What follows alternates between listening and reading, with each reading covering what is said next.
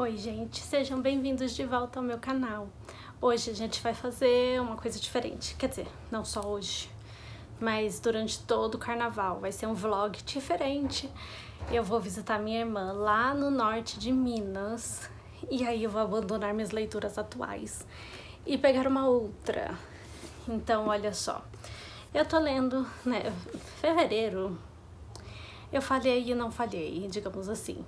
Eu tinha proposto para mim mesma ler esses 2 livros em fevereiro. Eu comecei. Então, estou no comecinho da Clarice, estou no comecinho do Dostô. E eu achei, na verdade, que o da Clarice eu ia terminar essa semana. Mas a semana acontece, a gente fica ocupado e tal, e não deu pra terminar, porque eu tava terminando Ligações Perigosas. Então eu dei prioridade para Ligações Perigosas, que era uma leitura que estava mais avançada, e deixei esses 2 aqui de lado. E como eu ia viajar, eu não queria escolher esses 2. Na verdade, eu já tinha uma pré-escolha. O que acontece?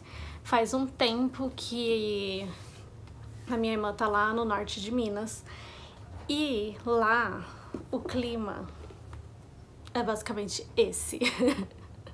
Né, o Grande Sertão Veredas.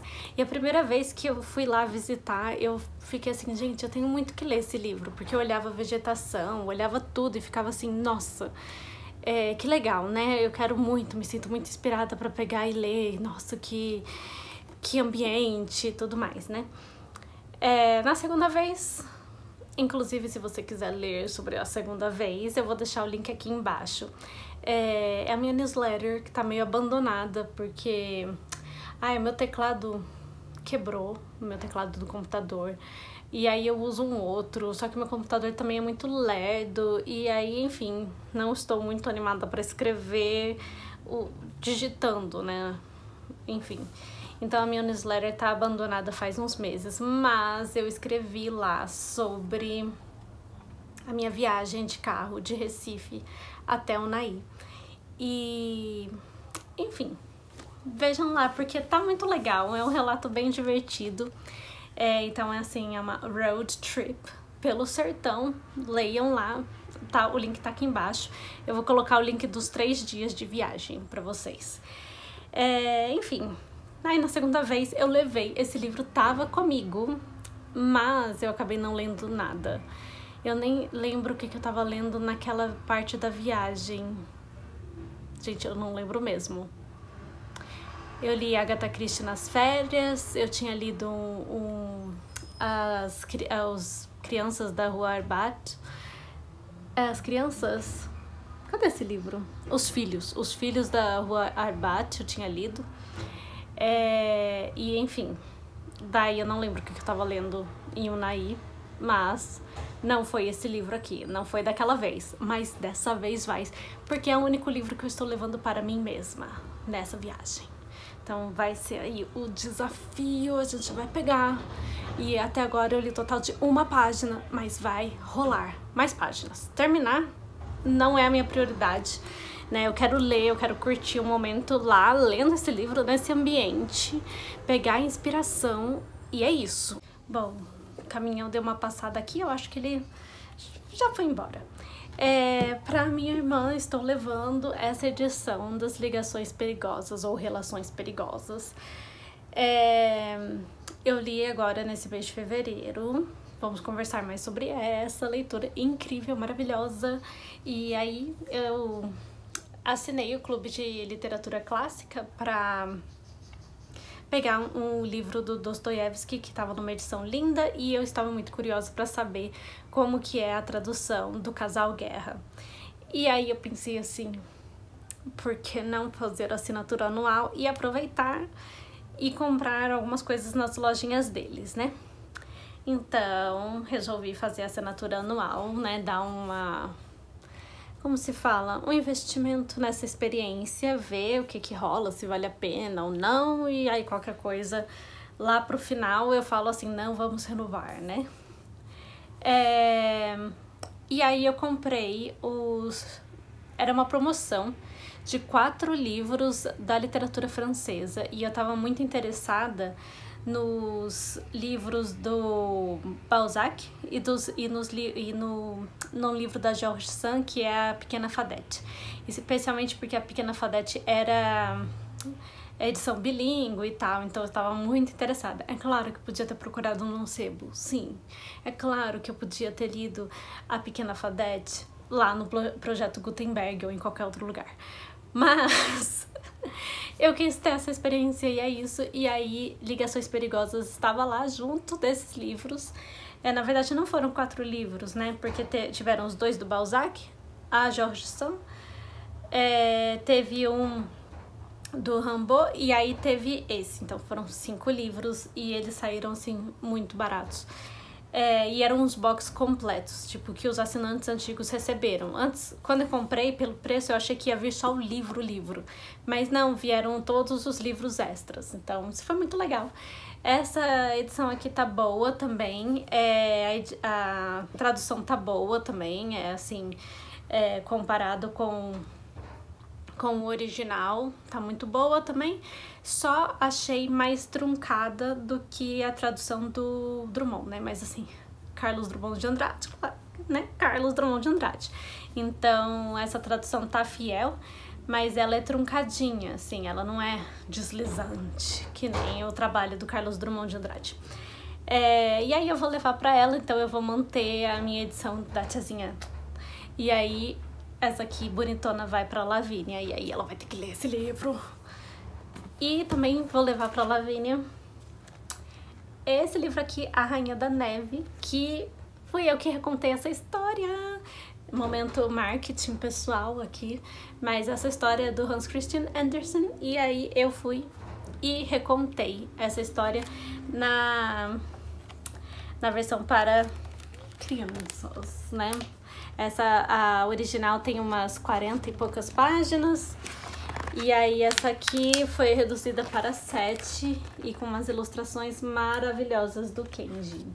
Muito, muito bonita. E então eu vou levar pra minha irmã finalmente ter esse livro com ela. E eu vou deixar o link também, quem tiver interesse em comprar. E vamos ver o que essa viagem nos traz. Oi, gente, já de volta então aqui em casa. Vamos conversar um pouquinho sobre como foram os dias lá no norte de Minas, lá em Unai. Bom, Unai é mais perto de Brasília do que de Belo Horizonte. Então eu cheguei em Brasília, minha irmã foi me buscar lá, porque ela é muito boazinha. Eu falei que podia pegar um ônibus até Unai, e aí ela me pegaria em Unai, porque a fazenda onde ela mora fica 1 hora de distância ainda da cidade de Unai, mas ela me buscou lá. Então, meu voo, nossa, era um voo tipo às 3h15 da manhã. Daí eu cheguei, tipo, perto das 5. Porque assim, o embarque era às 3h15 da manhã. O voo mesmo era, tipo, 3h50. Daí eu cheguei, tipo, umas 4h50, né, 5 da manhã. Aí só tinha o Starbucks aberto lá no aeroporto. Comi um croissant e tomei eu acho que foi um caramelo macchiato. Enfim, não filmei porque eu esqueci. E também, bom, porque, enfim, tava cansada, né, etc. E eu sabia que eu ia tomar café da manhã em Brasília. E lá em Brasília tem muitos cafezinhos legais, né, que não são Starbucks, né. Enfim, daí a Lavínia chegou, a gente foi no Bellini, acho que é Bellini. Eu já tinha ido lá outra vez, quando meu pai ainda morava em Brasília. Daí tomamos um cafezinho da manhã lá, bem gostoso. E fomos então para Unai.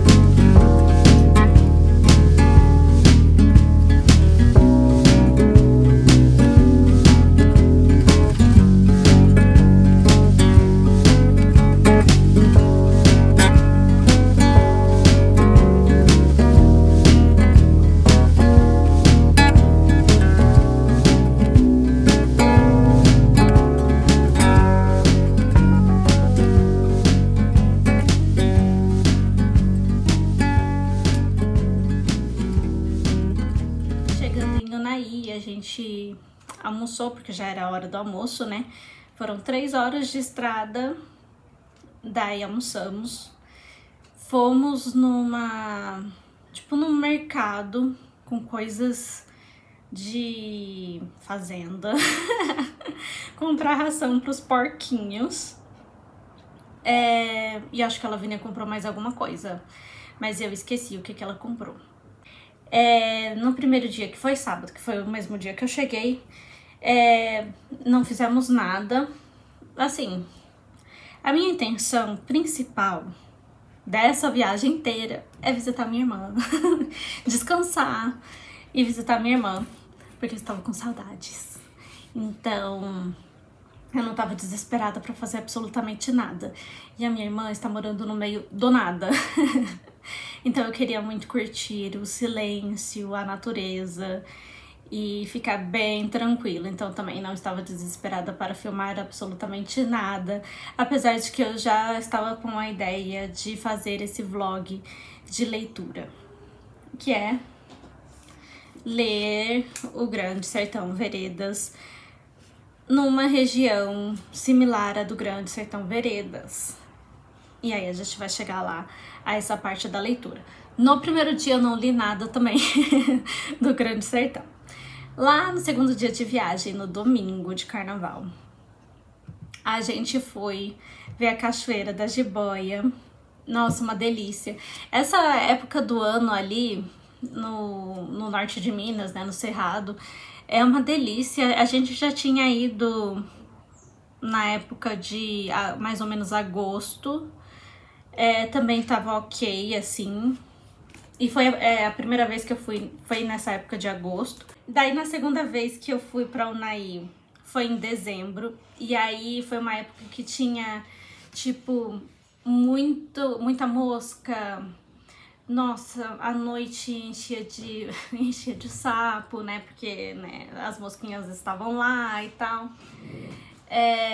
E nessa época agora de carnaval, eu acho que foi a época que eu mais gostei até agora, porque tava muito gostoso, assim, não tinha muita mosca, não tinha borrachudo, não tinha absolutamente nada assim, não tinha sapinho, não tava na época deles, a pessoa da cidade. Mas o clima tava bom, tava bem mais fresquinho do que Campinas. Campinas tá uó, né, de calor. E lá tava bem mais fresco, bem mais gostoso. A cidade, normalmente, ela é mais quente mesmo do que o campo, né? Mas lá tava bem bom. E nesse sentido. Mas vamos voltar pra Cachoeira da Jiboia. Foi uma delícia. O pessoal faz churrasco ali em volta e tudo mais. A água tava gelada, mas foi gostoso, vale a pena visitar. Não tava cheio também, eu achei que ia estar bem mais cheio. Na verdade, a Lavínia e o Paulo falaram que tava mais cheio do que o normal. Foi então o dia que eu comecei a minha leitura. E o começo dessa leitura é mais complicado, né? Na edição da minha irmã, né? A minha edição é essa aqui, antiguinha, de 1980. Na edição da minha irmã, que é a edição atual da Companhia das Letras, tem uma carta da Clarice Lispector pro Fernando Sabino que fala assim: nas primeiras 10 páginas você não entende nada. Depois você começa a entender e você não consegue mais largar.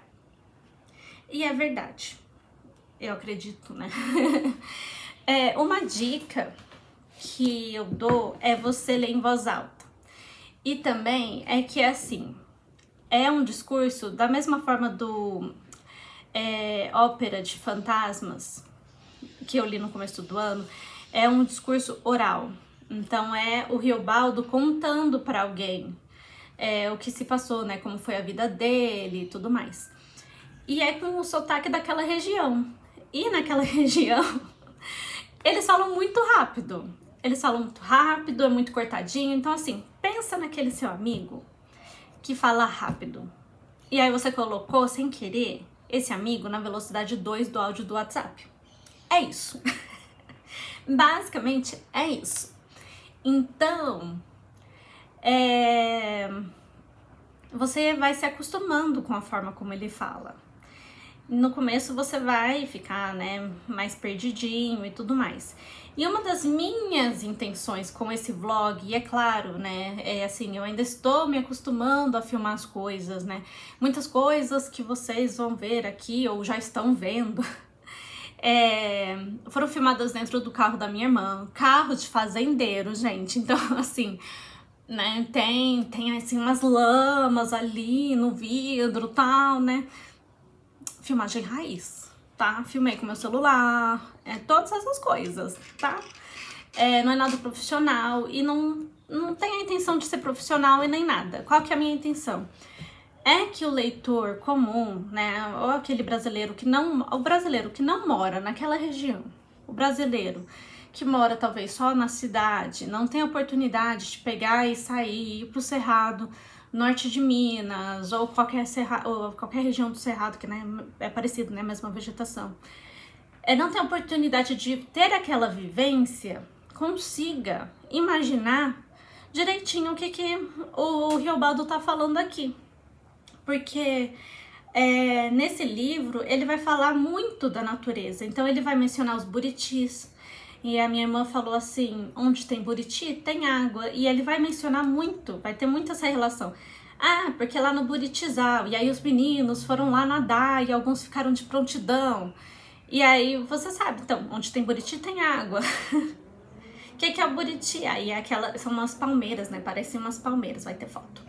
Quer dizer, vai ter foto, numa das minhas filmagens aparece o buriti e tal. E eles têm uma frutinha, a frutinha tem que ter foto mesmo. Se tem frutos de Goiás na sua cidade, o picolé, dá pra você experimentar o picolé de buriti. Nessas regiões tem doce de buriti também, é gostosinho. Né, que é um frutinho. Enfim, tem muitos brasileiros que não têm essa vivência, então fica mais difícil, né? Hoje a gente tem a internet, então você pode pesquisar os nomes das plantinhas, os nomes dos animais que ele cita no Google. Você acaba conhecendo mais, né, da sua fauna e da flora brasileira. E é muito importante, né, conhecer as coisas do próprio país, gente, valorizar as nossas coisinhas. E, enfim, tem muitas coisas ali, né, do próprio meio que ele vivia, né, dos jagunços, enfim, então, dos esquemas mesmo ali. Então, até você entrar nesse ambiente, né, tem um tempinho, mas uma vez que você entra, você não consegue largar esse livro, e é muito legal. Mas, durante esse vlog, assim, eu li 87 páginas lá em Unai. E a minha intenção, então, espero, né, que seja aí ter conseguido mostrar um pouquinho, assim, dessa ambientação. Então, continuando aqui, né, o nosso rolezinho. No domingo a gente foi, então, na Cachoeira da Jiboia. Comecei a minha leitura, né, li as fatídicas primeiras 10 páginas. Na segunda-feira de manhã, que aí terão imagens, né, o meu cunhado me convidou para fazer parte da pulverização do milho da fazenda.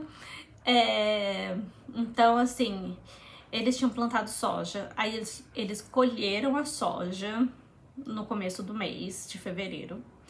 E aí, quando eu tava lá, eles já tinham plantado o milho. E aí, tava na hora de pulverizar. Então, ele explicou lá pra mim enquanto pulverizava e tudo mais. Na volta, eu dirigi essa máquina, assim, que ele me ensinou. Mas ele esqueceu de filmar. Obviamente, eu esqueci de pedir pra ele. Porque eu estava, meu Deus, eu estou dirigindo essa máquina. E aí, tudo que eu tive foi essa foto que vai estar em algum momento aqui no vídeo. Que eu pedi pra minha irmã tirar. Eu e a Lavínia, finalmente, então, fomos passear. Então a gente curtiu a nossa manhã e nós fomos para essa região da Serra das Araras, que tem ali aqui no meu livro, tem aqui, ó, Serra das Araras, eu mostro lá no vídeo, né, que é essa Chapada Gaúcha, que é onde tem então o Parque Nacional Grande Sertão Veredas. Fica 2 horas de onde a minha irmã mora. E ai, é muito lindo, assim, é uma paz ali sensacional. É muito gostoso mesmo. Como nós fomos à tarde, assim, bem tranquilinhas, nós não entramos em si no parque, nós ficamos só no mirante mesmo. Pra mim, eu já tava satisfeita. Porque, gente, como eu disse, né, a minha intenção era visitar minha irmã e relaxar. E não é recomendado você ir àquele parque sozinho, sem guia, né? É perigoso, tipo, imagina... Vocês estão vendo aí essa mata maravilhosa. E imagina você ir lá nessa mata, sem guia. Imagina você se perde lá. Ou de repente tem um incêndio aí, né? Eu acho que não é época de incêndio, de seca, né? Porque geralmente é lá pelo meio do ano, né? Que é a seca deles. Mas assim, imagina. Não, tenso, né? Com muitos animais, né? Essas coisas assim. E pra você ir com guia e tudo mais, né? Tinha que ir de manhã, a gente foi à tarde e tal. Então, quem sabe, né? Numa próxima vez, né? Oportunidade, no meu caso, se Deus quiser, né? Não vai faltar de um dia fazer um passeio com guia por aquela região. No geral, assim... No geral, com as minhas viagens, eu sou muito positiva. Às vezes, talvez eu nunca volte, assim, pro lugar, mas eu sou muito positiva. Eu fico, na próxima vez, né? Na próxima vez eu vou, né? Mas às vezes não existe a próxima vez. Mas, assim, eu sempre acredito que vai ter sim a próxima vez. Então, é assim que eu lido com as minhas viagens. Então, a gente ficou lá. Quando a gente tava indo embora, já tinha um casal chegando, né? O pessoal da cidade ali, tem uma cidade ali, pequenininha. Eles geralmente vão, assim, os casais vão lá pra observar o pôr do sol. Mas a gente já tava indo embora, perto da hora do pôr do sol. Mas logo depois que esse casal chegou lá, eu imagino que eles tenham chegado, né? Lá, tava chegando também umas crianças... tipo, entre 10, 12 anos, assim. E com certeza esse casal aí não deve ter curtido tanto o pôr do sol, assim, com esse bando de crianças em volta, assim. Deve ter sido muito engraçado. Essas crianças eram muito engraçadinhas. A gente tinha visto essas crianças na ida. E aí, na volta, elas estavam finalmente chegando ao mirante, assim.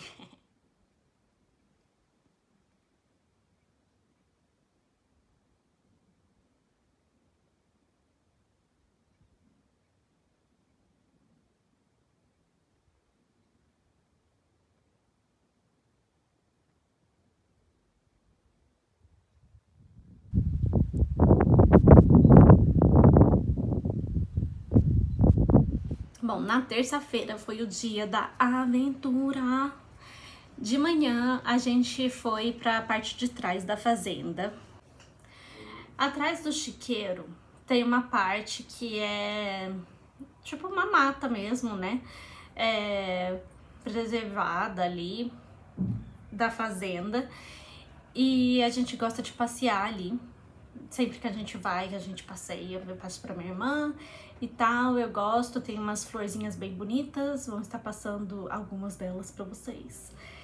E lá tem um montinho, assim, eu não sei o que é aquilo, é um montinho do solo acumulado na chuva, assim, que forma tipo um montinho mesmo. E aí eu subi meio que escalando, assim, esse montinho, não sei como a Lavínia fez pra ela subir o montinho, porque eu não vi, estava filmando florzinha pra vocês. E aí desci meio que escorregando e tal, esse montinho como se fosse escorregador de parquinho. E aí a pessoa, né, que veio da cidade, assim, né, escorregando como se fosse um montinho. E aí a pelota tava lá, né, brincando num laguinho natural, né, de água da chuva, assim, no meio do mato. E aí eu senti um zzz no meu ouvido. Aí eu fiz assim. Aí depois veio um outro zzz. Aí veio um zzz na Lavínia, né, minha irmã. E aí, de repente, ela corre! Aí a gente correu, porque era tipo um suposto enxame, né? Se era enxame real ou não, aí eu já não sei. Mas aí a gente correu por nossas vidas. E a pelota correndo junto com a gente, sem nem saber o que estava acontecendo, né? Obviamente. E aí a gente correu de volta, eu subi esse montinho, correndo, tipo uma crossfiteira. Deu tudo certo.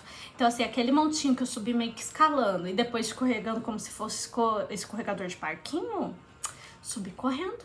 Deu tudo certo. Então, assim, quando a gente precisa, né, correr por nossas vidas, a coisa funciona. Então fica aí essa lição de vida para todos nós. Trabalhe seu condicionamento físico. Obrigada, meu funcional. E é isso. Aí, como se não bastasse essa aventura, de manhã, a gente, à tarde, depois do almoço, né? Primeiro que eu saí sem meu celular, eu deixei meu celular carregando. Fomos fazer, né, trabalhar num carregamento de soja, assim, e só acompanhar mesmo, né, o meu cunhado nisso. E ele falou que ia ser rápido. Então nós fomos junto com ele. Então era num sítio, ele pegou a carreta e aí o pessoal que estava ajudando esse senhor do sítio a colher a soja dele, colocava então na carreta do meu cunhado, né? Colocava lá na carreta, enchia a carreta de soja e aí a gente depositaria essa soja no lugar de depósito de sementes e tudo mais. E aí é um processo interessante de acompanhar, né? Tipo, eu nunca tinha tido essa oportunidade de ver esse tipo de coisa e tal. Não faz parte da minha realidade, então achei legal de acompanhar. Não levei meu celular, então nem filmei. Fiquem aqui com esse relato. E esse processo todo demorou, porque a gente deve ter chegado lá umas 2h30. E aí eu acho que demorou umas 2 horas, né, carregar a carreta inteira de soja. E aí eu sei que acho que a gente saiu desse sítio lá pelas 5 e chegamos no lugar de depositar sementes lá pelas 5h30 e saímos de lá pelas 7, enfim. E aí no fim das contas eu e o Paulo nos perdemos no caminho e ele teve que manobrar a carreta. E agora, assim, gente, muito difícil manobrar carreta, viu? Olha, só Deus sabe como aquele cara fez aquilo. Só Deus sabe, porque não tem como você ver atrás. E ele, tipo, chegou numa encruzilhada e ele teve que manobrar aquela carreta. Fica aí, né? Tipo, como que ele fez isso, né? Enfim, mas deu tudo certo. Mas a gente só chegou de volta, né, na fazenda que eles moram, 9 da noite, depois de ter se perdido e tudo mais. Porque aí a gente se perdeu também uma segunda vez, nesse caso a Lavínia dirigindo a caminhonete. Mas enfim, foi uma aventura, perdidos 2 vezes, se comunicando só por radinho. É isso, eu espero que vocês tenham gostado. E eu vou ficando por aqui. Tchau, tchau!